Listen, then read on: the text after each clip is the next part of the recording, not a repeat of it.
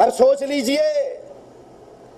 جب کسی کی لڑائی کا جواب نہیں دینا، جھوٹ نہیں بولنا، غیبتیں نہیں کرنی، چغلی نہیں کرنی، تو کیا روزے دار کے لیے جائز ہے کہ وہ سارا دن ٹیلی ویژن کے سامنے بیٹھ کر فضول کاموں میں اپنا وقت گزار دے؟ یہ روزہ اور یہ حالت روزہ تو بڑا عظیم عمل ہے، اس عمل میں دعا کیجئے۔ رسول اللہ صلی اللہ علیہ وسلم فرماتے ہیں روزے دار کی دعا کو اللہ رد نہیں کیا کرتا۔ مالک عز و جل فرماتا ہے، حدیث قدسی ہے، آدم کے ہر بیٹے کا عمل، اس کا ہر عمل، آدم کے بیٹے کا ہر عمل اس کے لیے ہے، وہ نیکی کرتا ہے اس کی نیکی میں اضافہ کیا جاتا ہے، ایک نیکی کرے گا مالک عز و جل فرماتا ہے ایک نیکی کو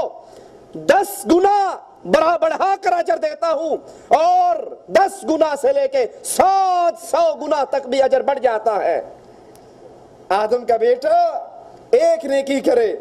10 گنا اس کو ثواب ملتا ہے، 700 گنا تک بھی ثواب دیتا ہوں، لیکن سنو، الصوم لی وانا اجزی بہ، لیکن روزے کی یہ مثال نہیں ہے لوگوں، باقی نیکیوں کا یہ معاملہ ہے، ایک نیکی کرو گے 700 اجر پاؤ گے، لیکن مالک کہتا ہے روزہ خاص میرے لیے ہے، اس کی جزا اور ثواب بھی قیامت کے دن میں ہی عطا کروں گا۔ الصوم لی، مالک کہتا ہے روزہ میرے لیے، اس کی جزا بھی میں نے دینی ہے۔ روزہ گناہوں کے خاتمے کا سبب بن جاتا ہے۔ رسول اللہ صلی اللہ علیہ وسلم فرماتے ہیں 5 نمازیں، جمعے کے بعد دوسرا جمعہ، رمضان کے بعد دوسرا رمضان، 5 نمازیں،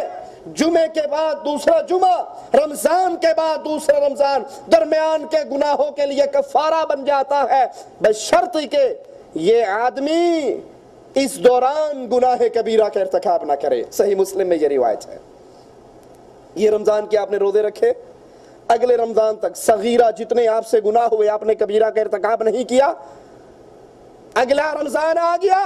اس کے روزے رکھے، اللہ اپنی رحمت سے اس پورے سال کے گناہوں کو معاف کر دیتا ہے۔